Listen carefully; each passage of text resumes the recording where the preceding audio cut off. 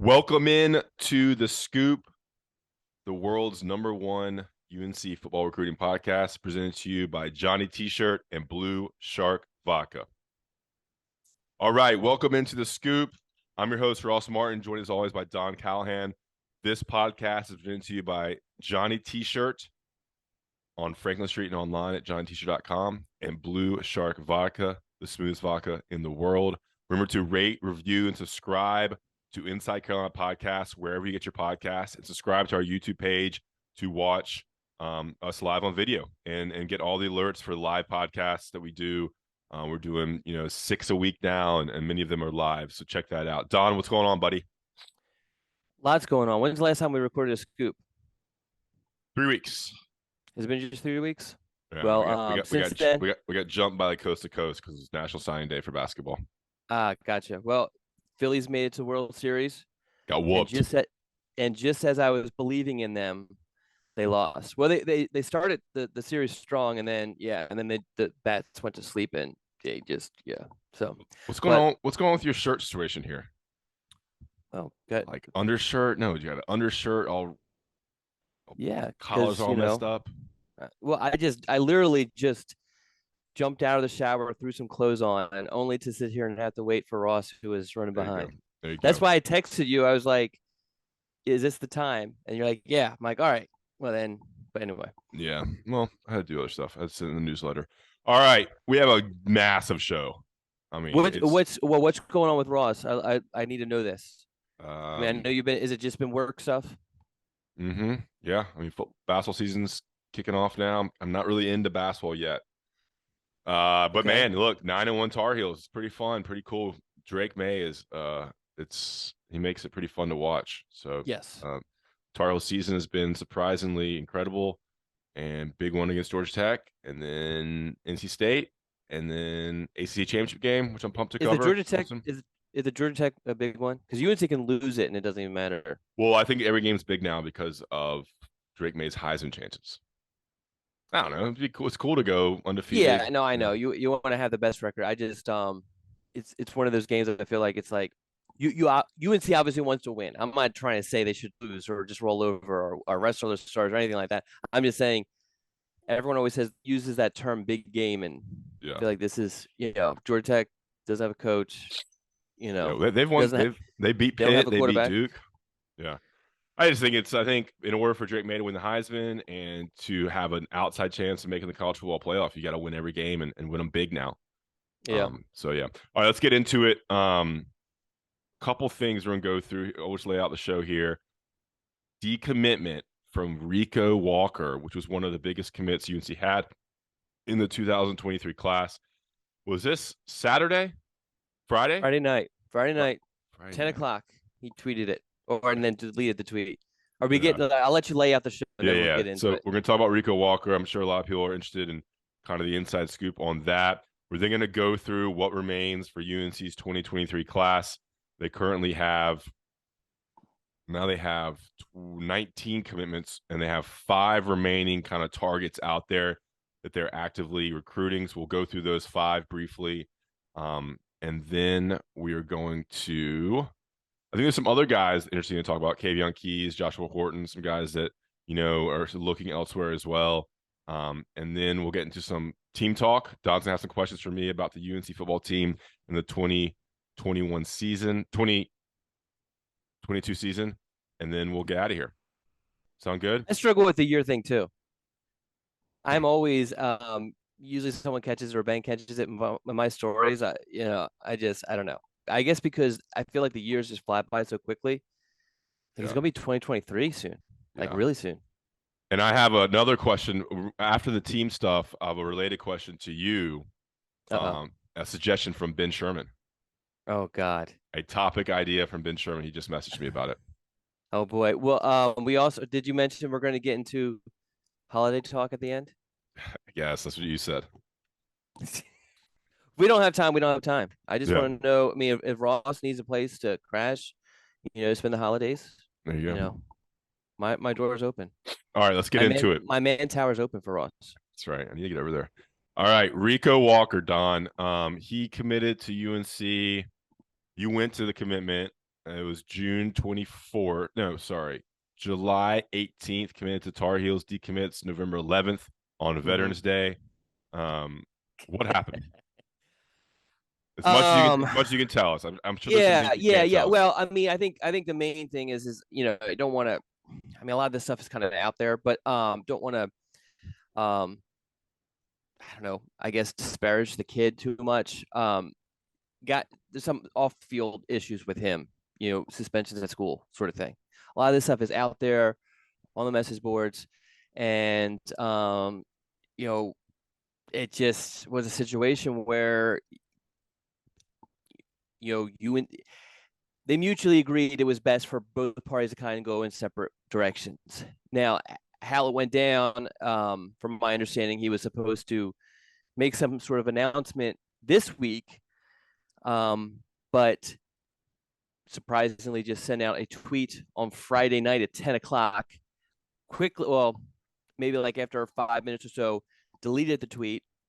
By that point, a bunch of people had retweeted the tweet with quotes, or not quotes, with saying, Rico Walker decommitted. And then after he deleted his tweet, he retweeted those tweets with his deleted tweet, which didn't make any sense. But he has since deleted all those tweets. And I don't think has been any sort of. I tried to reach out to Rico. He eventually turned off his phone, and I tried to reach out to his coach, but Jeez, cat. I know. Hey, At one some thing. Hey, point, Don, move your mic a little bit farther away from your mouth. There you go. the yeah, I mean, at some point, for our purposes, getting his side of things doesn't really matter all that much. So Okay. he's not going to be part of this class. North Carolina's not going to recruit him. Okay. No longer. So was it UNC's decision to cut ties? It's a mutual decision. Okay. I'm trying to see what I can ask. It was just best for both parties, I think. And I mean, because of things that happen off the field. yeah. So he wasn't. What do you think he wasn't getting to Carolina? Was that one? I don't know specifics, but I mean, did you read any of this stuff on the message board? Yeah. I mean, What I went through most of it. I think. what did you read? It's easier for me, I think, if you just say what you read on the message I mean, I board. saw that he brought a BB gun to school. Yeah, and which is, if that is true, very stupid in this day and age to do that. I mean, whether it's harmless or not, it's just in this day and age, it's just completely not very smart. Yeah. So, Okay. Yeah. So Rico Walker, 6'3", 233, in-state guy, Hickory, one ranked 188 in the nation, 24 ranked edge rusher. I mean, this was a big name. 24/7 Sports, 4-star guy. He visited UNC a bunch. Was kind of flirting with Tennessee and UNC. Maryland. Yeah, Maryland was a big pickup, a big in-state pickup. One of the more talented guys in the state. Yeah. I think there was one point where he was in their top UNC's top commitment. I think some adjustments to the rankings, and he was no longer the top guy. Well, I think if you look, oh yeah, okay. I was reading the 24/7 Sports ranking nationally, composite rankings 208. He was one of 3 edge rushers. They still have Jabron Harvey and Tyler Thompson. So he was 3, and I read your scoop. They're not going to try to get another edge rusher unless a really talented guy emerges. Yeah. So basically, the way North Carolina, they don't have a whole lot of needs left. But I mean, if someone pops up, regardless of position, someone pops up and is an elite guy, they feel like could eventually help the program, they're going to take them regardless of position. But with specific to the edge rusher position, and this is giving a little bit of the scoop away, but is that they don't have a whole lot of need for this class at that position. I mean, you mentioned the guys that they already had committed. Yeah, good point there. So they're pretty happy. Yeah, I mean, you don't want people, if they're gonna mess up in high school, they might be a bad apple when they get to campus. And look, a lot of these kids don't pan out in general. Yeah. And I think it's more and more important to recruit personality and work ethic. Not to say that he doesn't have any of that, but I think Mac Brown mentioned this. You want someone who loves football and that was going to work hard and that is going to be able to balance education and athletic stuff. And every class, half the kids won't pan out, like they won't be Yeah. starters, and Yeah. then maybe one or two will make it to the NFL. And so it's just, I think in recruiting, get to know the player, recruiting type of player that's going to be able to be successful in college is more important than ever. So, all right, anything else on Rico Walker? Yeah, I mean, I think the thing is that with Rico, it was always going to be he was a toolsy kid, and he flashed some potential, but he was always going to be a kid that you're going to have to coach up, and high ceiling. He definitely had some first round potential, but he also he was a little bit of a boomer bust, is what I'm basically saying. Mhm. But yeah, Okie dokie. All right, we're gonna put to bed the Rico Walker. It was nice to know you, Rico. it was nice, Rico. Any final words? Any final words for Rico? I gave my final words. Okay.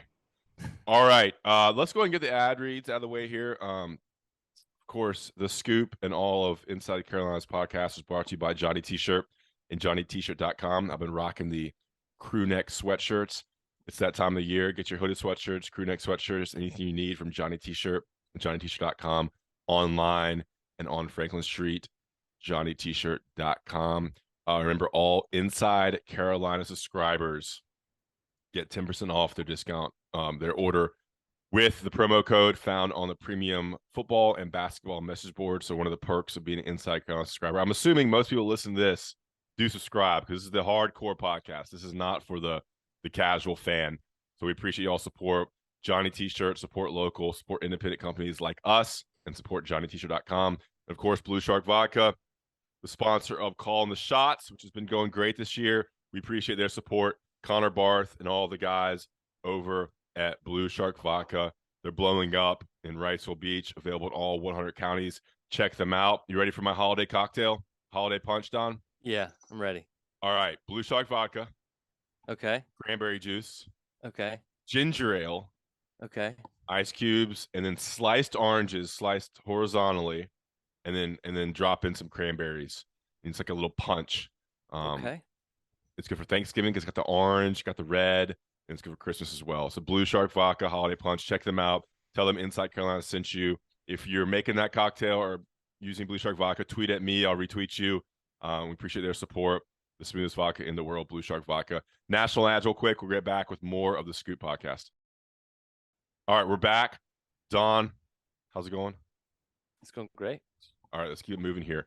UNC has 5 remaining targets in the 2023 class. We're going to run through them. Don, I want you to give us position, location, and status of where the recruitment stands right now. These are guys that UNC would take in the 2023 class, correct? Yes. Okay. Jordan Louis. Running back from Georgia. Meadow Creek is the exact high school. Did I answer everything except for where he stands? Yeah. Okay. He decommitted. Well, so he's a long time, or he's been committed to West Virginia since June, but visited a bunch of schools over the season, including North Carolina, where he was offered, and then Friday decommitted from West Virginia, which I think was just kind of more of a formality. It doesn't really change a whole lot. He intends on taking an official visit to North Carolina. There's some other schools involved there too, but this probably won't reach a resolution until mid-December because he wants to take some visits. But things are looking good for North Carolina in this recruitment. Who else is involved? So there's to varying degrees: Georgia, Florida State, Kansas, and UCF. Okay. And you think UNC is in a good spot? Yeah, I mean, some of these, Georgia and Florida State have not offered. There's, they're messing with him a little bit. They're kind of in the same boat as North Carolina. It's just North Carolina decided to move forward with an offer. Okay. All right. Jordan Louis, talented prospect, considering UNC. So would he announce before the first opening of the signing day? Yeah. So I believe his intentions are if he has all the information necessary and he's ready, he'll make the decision so that he can sign in December. I think a lot with a lot of these guys, if they feel that they need more time, they'll take it to February. But that's his plan, is to sign in December. Okay, great. Isaiah Johnson, moving right along. Yeah. So this is a kid from Richmond, Virginia, Thomas Jefferson High School. He's the one we talked about, I think, at the last podcast. Late bloomer, basically, and picked up a bunch of offers the last 2 months. North Carolina was one of the first ones. He's still kind of going through his visits. I think he has an official schedule with Virginia Tech. Has talked about taking an official to North Carolina. South Carolina's involved. Penn State's involved. There's a few other schools that he's interested in, but I don't know if his field has completely settled. But North Carolina is definitely a major player in this recruitment. Okay, well, what's the timeline? He's probably going to be another one where the plan is December, but if he feels like he needs it, he has not taken any official visits yet. And, we're running out of weekends, if we're being honest. And so, if he feels like he's ready, he's going to sign December, but has the option to take it to February. And what position will he play at UNC?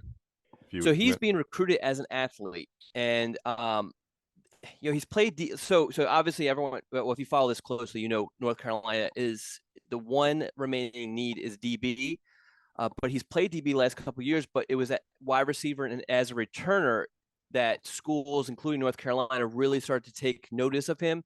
Those are the two positions where he's really kind of shined, this football season that caused North Carolina offer. So could be DB. They really like what he has to offer as a return man, but also I wouldn't rule out wide receiver either. Okay. We need to get him a profile picture. We do. Yeah, we do. Maybe you can handle that. All right, next up, Braden Hillman. Brandon. Yeah. So he's a Tidewater guy. Very similar situation to Isaiah Johnson, where he, everyone's known about him, but mostly as a quarterback. I think he was Mr. Football or whatever it was for the state of Virginia as a junior. But a lot of schools, most of the big schools didn't really like him as a quarterback. He started playing some safety where his physicality started to shine. And North Carolina and a few other schools, Notre Dame, Kentucky, Miami, offered him. Just watching his physicality and his playmaking ability at the DB position. Although some of those schools, like Notre Dame, like him as like a offensive athlete, maybe like a running back, maybe some sort of hybrid position, that sort of thing. But so he's taken official visits to Notre Dame and Kentucky. We ran a story on him a week ago, so I urge everyone to kind of give that a read. UNC is definitely under consideration for an official visit. His recruitment is still it feels like it's starting to reach the end of his recruitment. I mean, I fully expect him to be committed to some school before December. Okay, yeah, it looks like Notre Dame is the favorite right now. Is that correct? Yeah, I would. Yeah, I wouldn't say that was false. Okay. There's a double negative in there. All right, Janoris Wilson out of Florida. New name for me. Yeah, so his situation, North Carolina offered him in August. At that point, he was already on the fast track to an Auburn commitment. He just needed to kind of take the official visit to Auburn. It was one of the few schools that recruited him throughout the summer. A lot of other schools like North Carolina kind of came on towards the end of the summer. So anyway, so he goes, takes the official visit to Auburn and commits to the Tigers. But it was just mere hours after Auburn fired its coach, he decommitted, and that opened the door for North Carolina and a few other schools. So UNC is kind of talking to him, and at the same time, kind of weighing just what their needs are if they truly want to take an offensive lineman in this class, or maybe save some of those scholarships for the transfer portal or whatever. But I talked to him the other day, and there's definitely a bunch of communication coming from North Carolina. Okay. Janoris Wilson, 6'5", 285, The Florida kid. 3-star Lakeland, Florida. Yeah, UNC doesn't recruit much Florida anymore. But there you have it. I wonder. Yeah. I think there's some decisions to be made along UNC's offensive line because I think some guys can go pro if they wanted to. The COVID year has affected a lot of things. Like Austin Richards had a really good year. He's a senior, but he has the extra year. Yeah. So it'll be interesting to see what happens with UNC's offensive line next year. Corey Gaynor. Let's see who else. William Barnes and Ed Montilus are both seniors. I think they both have an extra year. I'm not sure. It says that Montilus is a grad student. Yeah, Sure. I think that UNC does the grad student thing if they've already graduated college, Yeah, not yeah. So necessarily he's a senior by because they're year. they're the same class. Yeah, he's a redshirt senior, so he does have another year. Yeah. So yeah, they could return. I'm not sure about Corey Gaynor's status. Okay, moving on. Last one. This is a new name as well, a new offer for the Tar Heels. Michael Short out of Charlotte, right? Yes. Malik Creek High School. Yeah, linebacker. He's currently an ECU commitment. So to answer your question real quick before we get to Michael, Corey Gaynor, I believe, is out of eligibility. Even I think this was his Well, COVID I year. think there's some stuff there. I can't. I don't think I'm at liberty to talk about it, but I think there's an Okay. I think there's just an opportunity. Yeah, there's always some stuff. Yeah. I guess to apply for certain things. I don't know anything about that. That's a Ross question. Yeah. That's why I always say. I wish I hadn't brought it up. Okay, so Michael Short, yes, linebacker, having a good senior season. He's an ECU commit, and UNC has UNC already loves ECU commits.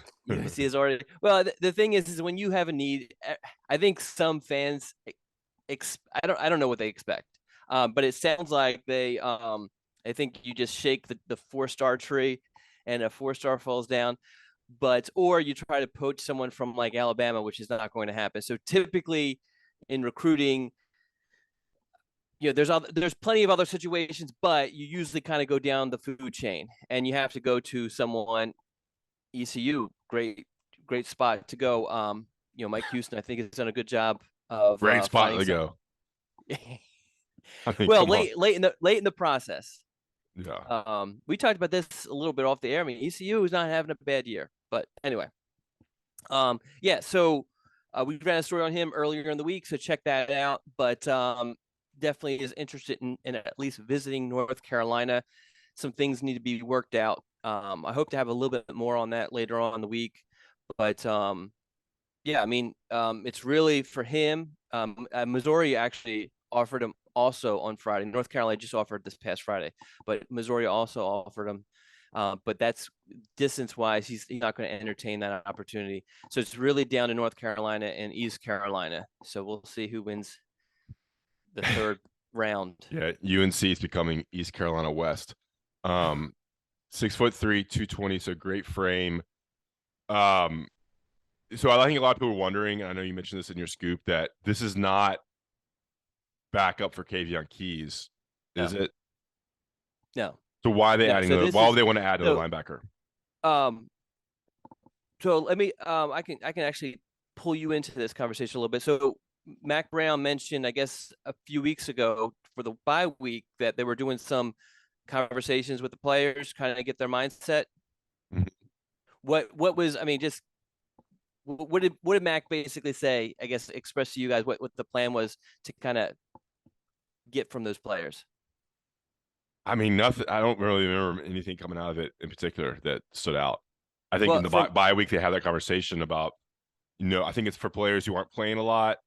Mm-hmm. I think they do talk some NFL stuff, but I think you're getting to whether Cedric Gray goes pro or not. Is that your point? It's actually, from my understanding, is not necessarily related to Cedric Gray. I think potentially, there's other. I mean, I think you're going to see, just in general, not just with North Carolina, a lot of other schools, you're going to see guys enter the transfer portal. I mean, that's what's going to happen. And I think that North Carolina, during those meetings, was getting an idea of just who's going to leave in general, whether it's for the NFL draft or the transfer portal or whatever. And so based off of those conversations felt like they needed to take a fourth linebacker in this class. And as I said, Michael Schwartz is a great option just because he's had a good senior season. He's a kid from a Charlotte powerhouse. He plays for a former UNC linebacker who was coached by Tommy Thigpen. That's Kennedy Tinsley. And he's playing against great competition week in and week out. Definitely a good prospect. And a lot of people have drawn some comparisons to Cedric Gray, and I think those are fair for the most part. So I think he matches that. So he fits what North Carolina's trying to do at this position. I was going to ask, forgot.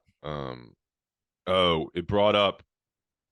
I mean, what UNC's needs in the transfer portal. We doing Michael Short? Anything else on him? My question for him is, would he commit? I mean, it's a kind of foregone conclusion that he would flip, like whenever it's kind of pushed.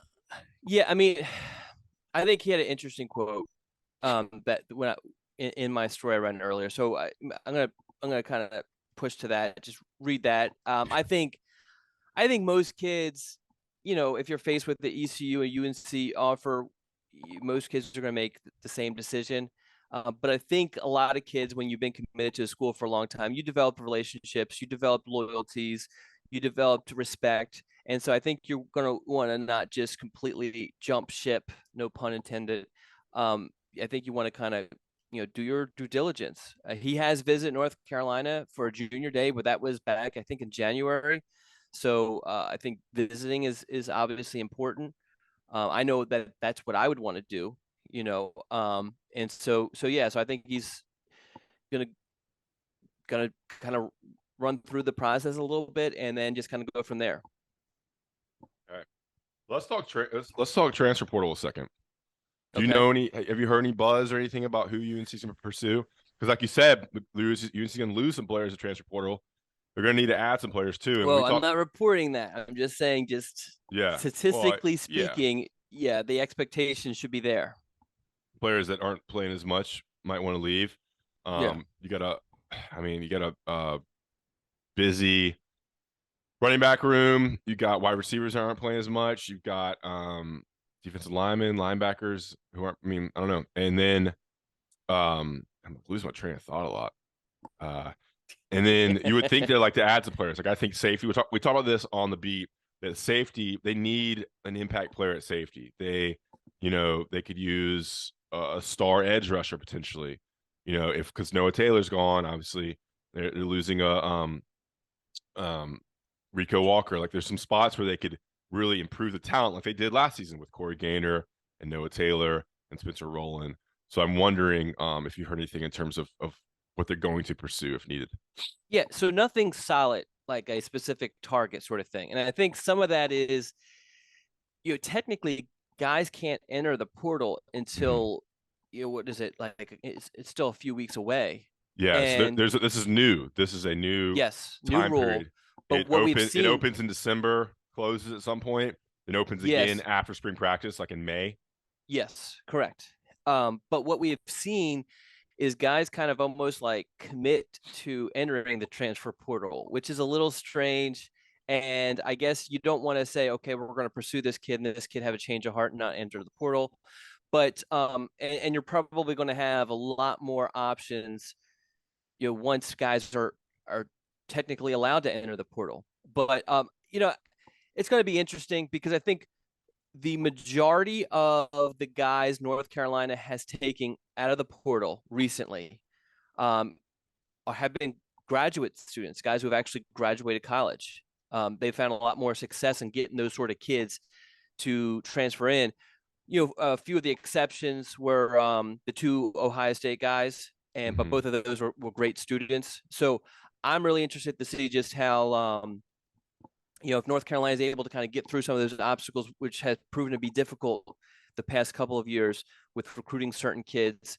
But in addition to that, I mean, the transfer portal, at least up until this point, the transfer portal hasn't been, at least for North Carolina, UNC, okay, we need this guy and we need this position. Let's get this position. It's been more of and there have been some exceptions, but more of look at this defensive lineman, look at this DB. Let's take these guys. I mean, that's what happened with Ohio State. They weren't looking for a defensive lineman, they weren't Yeah. looking for a DB, but they had that opportunity and they grabbed those guys. If you remember, they wanted some wide receivers. They couldn't find any that worked for them from an academic and athletic standpoint. So thus far for North Carolina, it hasn't been we need this, let's get this sort of situation. It's been, let's get what we can. And that's what I'm curious to see. Does that change? Is there more variety in there? Is the UNC admissions a little bit, working more with the program a little bit more to help them with that? So I think that's going to be interesting to watch. How's your relationship with Moose Muhammad? I don't know why everyone keeps on bringing him. Well, I know, I guess, he played with Drake, but I mean, I don't know how close those guys were, because like Drake played for the Carolina Stars in the 7-on-7 scene, and Moose decided to play for Hustle Inc. in Atlanta. That was just that kid's mentality. Why drive that far when you have a top team? And he went to A&M, I think, because his dad's former teammate was the wide receivers coach. Mm-hmm. But and I was reading something about how he's been injured the last couple of weeks, but he's coming back and expected to play a whole lot because of I don't know. So I haven't spoken to Moose since he committed to Texas A&M. He was a great kid, just not a guy that we had like this tremendous relationship with, sort of thing. Yeah, there's some message board rumors just because he got benched apparently in the last game, and Texas A&M's having a really bad season. So he's a Charlotte kid, so there's just like more message board people making it up that if he were to transfer, UNC would be a good destination because they have Drake May, because UNC is likely losing Josh Downs, Antoine Green. There'd be a spot to come in and start immediately. So that's where that's coming from. Yeah, I mean, it makes sense. I could see it. I have not heard anything. I mean, he's not in the portal. You know what I mean? Yeah. Maybe that changes in a few weeks, but pretty wild December when bowl games end and stuff, or maybe even before that, about players leaving. Yeah. All right. Let's move on. So that kind of concludes. Kavion Keys. What's going on with him? UNC commitment. Yeah. Kavion Keys, linebacker commitment out of Virginia. Yes, Richmond, Virginia. So he, when he committed, he made no bones about it. He was going to take official visits to other schools. He attended Penn State's whiteout game against Minnesota, and he doesn't have anything scheduled, but he still intends on taking official visits. I kind of go a little bit in detail in the scoop this week, so check that out. But yeah, that's his intentions. Everything I talk, even talking to him, we ran a story with him it's probably been about a month ago, where he said, I don't see any school beating out North Carolina. I think that the location matters a lot for his family, and there's not a lot of schools that can match that. Virginia Tech's one of them, but I mean, he had the opportunity to pick Virginia Tech when he picked North Carolina, and he chose North Carolina. Penn State's another one that's not super far away, and he had the opportunity to pick Penn State. And instead picked North Carolina. Took an official at Penn State in June and still picked North Carolina. I mean, has anything really changed all that much to where he's going to now pick one of these schools? I mean, I don't think so. But I mean, so everything I've heard is that he's expected to stick to UNC, but it's always dicey anytime one of your commitments visits another school. Richmond, Virginia is 5 hours and 4 minutes right now to State College. Oh, sorry, to Happy Valley, right? Yeah, with State College, but yeah. And how far is it from Chapel Hill? What, like 4 hours? 5 hours and 4 minutes, and then Chapel Hill that's an easy drive. I've made it a couple times. It's 2 hours and 30 minutes. Really? Okay, I guess because it's about. Yeah, I guess that makes sense. So it is. And when you drive from Richmond to Happy Valley, you have to go through the DC traffic. And that's a big. I know this firsthand. That's a big problem. There you go. Okay, so Kavion Keys, keep an eye on him. So is Penn State anybody else that he's flirting with? Texas A&M, but okay. I think the distance is is going to make that difficult. They're a disaster right now. Yeah, but they're still landing big time recruits. Yeah. So, yeah. And then Joshua Horton, Mitch saw his name mentioned as well. Yeah, and I think actually, even though he's, I don't know, only visiting, only messing with Auburn, and he's downplayed it all, I think that's the most dangerous. Just because Auburn's really close. He has a friend committed there who stayed committed even though they don't have a head coach, and you got to think that whoever is hired as head coach is going to make that school a priority, and if nothing else, try to get a couple that Langston Hughes High School consistently produces big time recruits. So getting into that school early on is going to be a good decision for that head coach. The problem is that they don't have a head coach right now, and we've seen in the past where programs have kind of botched, when they hire a coach and all that. So you gotta put that in consideration. But he's visiting North Carolina this weekend, which is a huge thing for the Tar Heels. Yeah, it's crazy how close Atlanta is to Auburn. I mean, his high school, he's on the southwestern side of Atlanta. He's only an hour and 20 minutes from Auburn. Yeah. Fairborn, Georgia. Okay, yeah. Cool. So keep an eye on those two. Let's move on. Got to get out of here. I got Mac Brown press conference in 15 minutes. We're recording here on a Wednesday morning. All right, let's get into some team talk here, Don, and get out of here. What do you have for me on the 9-1 Coastal champion Tar Heels? So the main topic of my weekly scoop this week was about the tight end position, and one of the things I guess that was talked about mostly from some of the subscribers was just how much the tight end position has kind of evolved within Phil Longo's offense. As far as I went through the stats or whatever, but right now, I mean, the tight end is being targeted, is being involved in the offense way more now than it was when first Longo came in there.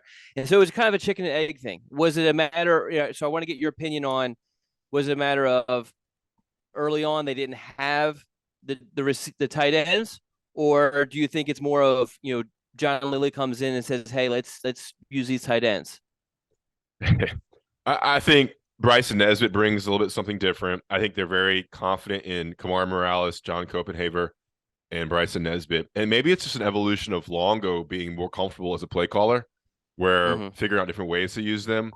I'm trying to think who are the wide tight ends the first 3 years. The years. main one was Walston. Garrett Walston, Kamar Morales, who was younger. Yeah, and who's the guy that went to Alabama? Tucker. Carl Tucker. Yeah. I'm not sure how much he was really there for that.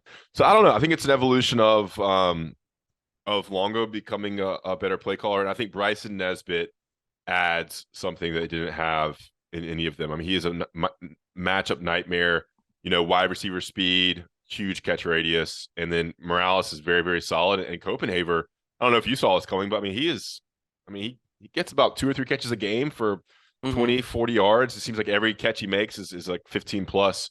So he's been nice for him. Well, did you expect that out of him as a recruit? I didn't necessarily expect that out of him. Nesbitt, though, was a big play kid. He played wide receiver in high school, but he was a big play kid. Was really big on the 7-on-7 stuff and always played wide receiver, outside receiver. So that, you can kind of see coming a little bit. But you know what? Garrett Walston, I mean, he very similar. I mean, he was a wide receiver at New Hanover High School in Wilmington. And I mean, I felt like for at least Longo, he was used mostly as just a blocker. I mean, he caught passes, but mostly as a blocker. Yeah, I'm not sure what happened. We love Garrett Walston. I'm not sure what really happened with him. I mean, he just didn't have the college career I think we expect him. He was a Georgia. I mean, Georgia wanted him. He's a Georgia commit. Yeah. He was a Georgia commit, and he got a bump in the rankings because of that. And UNC benefited because he flipped at the very end. Yeah. So. Yeah, I mean, I think Nesbitt's been used exactly as he was told he was going to be used in his recruitment. Like, they're definitely targeted him. Anything else on the team? Yeah, well, I did. You mentioned earlier in the podcast just about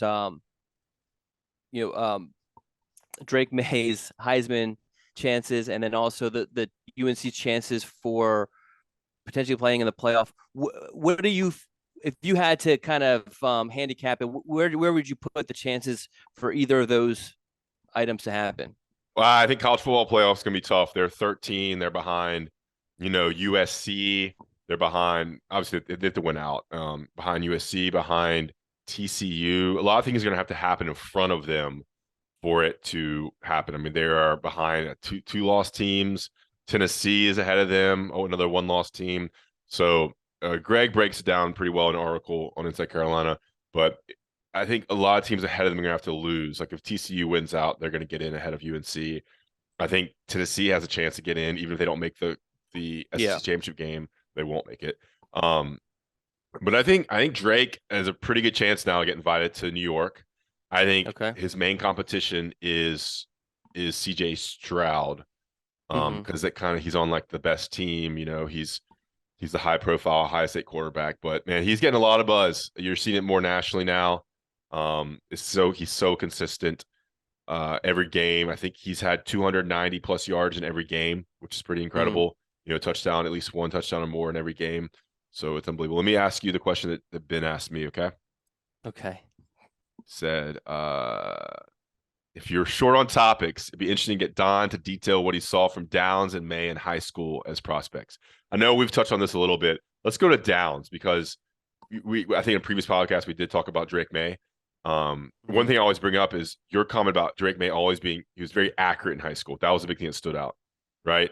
Yeah, yeah. Well, it was more of just his calm demeanor, and he just dissected the defense. And it was a lot of times, I saw tons of 7-on-7 with him. With I know it's not football, but I get the interesting perspective where a lot of times I'll be behind the quarterback so I can kind of see what he's seeing, and he would just march down the field, just picking apart the defense.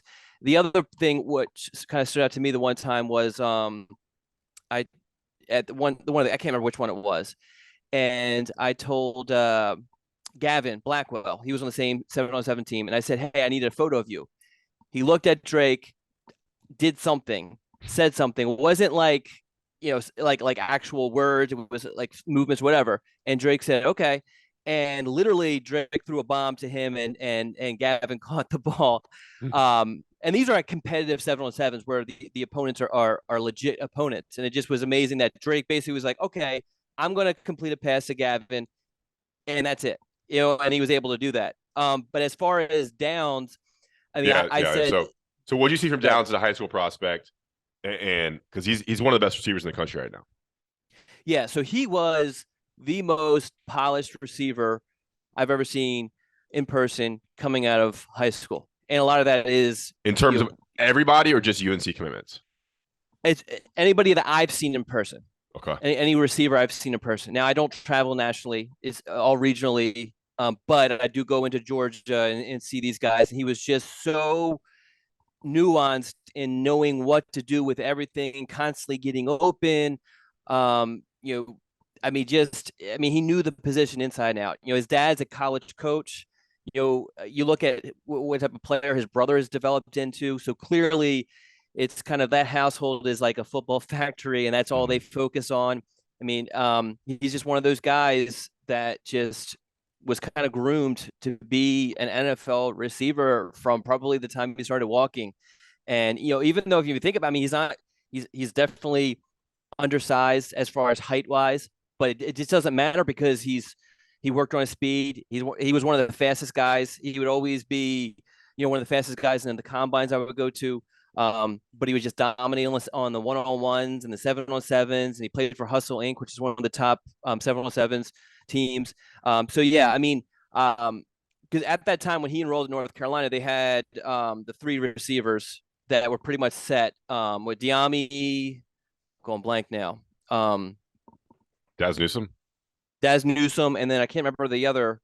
who they had committed. Uh, no, I'm talking about that they were established receivers at the time, and Okay. basically prevented Josh from playing at all during his true freshman season. He didn't play into that. Really, he didn't play into that bowl game. But I remember thinking, man, I mean, this kid. I mean, he's doesn't. There's no acclamation period for him. Need it.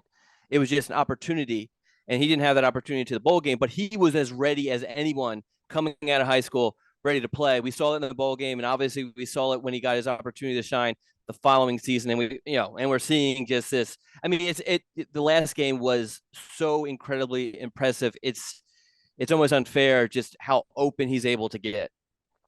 Yeah, I'm And trying. he plays so big. Like, I mean, you see him in person. He's definitely not the tallest receiver you've ever seen, but he plays so big because of his leaping ability, because his understanding of just different things and the reps he's done over time. Mm-hmm. Yeah, I'm pulling up that season to see who was the other receiver. Joffrey Brown was the second best receiver that year. Which was the year which was Bo Corrales was Josh. there. Emery Simmons. Yeah, Maybe it was Bo. they I thought they it was. had two, but Daz Newsome was the guy who was taking his spot. Daz Yeah, Newsome yeah, yeah. had 54 catches. Yeah, I wonder Mm-hmm. if I really wonder if Downs could have been a more impact guy. I mean, Daz was really good, so it's hard Yeah. to. But yeah, you called it. I mean, I remember your evaluations on Downs. You're super high on him, and he's turned out to be unbelievable. I mean, he'll probably go down. If he had that freshman year, he could go down as a hold every single record. But I think just because they only really played 2 years, given the fact that he didn't really play much as a freshman, he won't have the numbers as some of the other guys like Switzer in terms of career at UNC. Switzer Yeah. had just played. I guess he didn't play much as a freshman, but 3 years as a receiver. So yeah, I think Downs is gone, and yeah, Drake May, Downs. I think Drake will be affected by losing Downs. Downs just is such a weapon in the red zone, and he so easily gets open. It's just like Yeah. a safety valve for Drake. Yeah, and he just, as I said, he plays so big. I mean, he's a slot guy clearly, but no, he's. I mean, I expect him to have a very good NFL career. But Yeah, when Downs was missing, I Drake still put up big numbers. I mean, obviously it was a lot easier, but with Downs. But I mean, Drake put up some big numbers when yeah. Kobe Pacer had to fill in for him. Excited to see what Andre Green can be. It's odd we haven't seen Yes. him much. I know he's been banged up with injuries, but I'm excited to see what he can do next year. What Um, is? I mean, I know you don't get a whole lot of information, but what is the latest on that situation? nothing new. I think there was some. It wasn't a serious injury, but it was something he had early on in the season that kept him out, and then he hasn't played much since. So, Yeah. but he was super hyped up, so we'll see.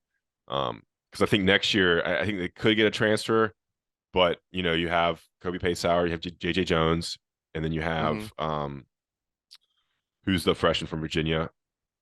Not Andre Green, the other one. Chapman. Yeah, Doc Chapman. They like him a lot. Mm-hmm. And then Gavin. I Gavin's feel been like I feel like Kobe Doc is that slot guy, so he could face a similar situation at yeah. Downs where you're just talking about where he can't get on the field because Kobe's done a really good job in his opportunities. Mm-hmm. All right, You let's get know, out of here. You said you want to talk about holiday plans? yeah. What are your holiday plans? You're still Yeah, invited to my house no matter what, Ross. I'll be in Portland covering the basketball Really? tournament. Yeah. Five Oh, okay, okay, Wednesday, Wednesday to Monday. So I'm hopefully doing Thanksgiving with my family on Sunday, this Sunday after the okay. basketball game.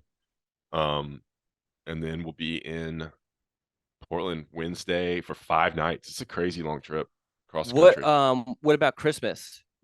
I don't know. I have no idea the basketball schedule. So what Yeah, you come Christmas in? You Eve. come into the Man Tower for Christmas? No, but Christmas Eve?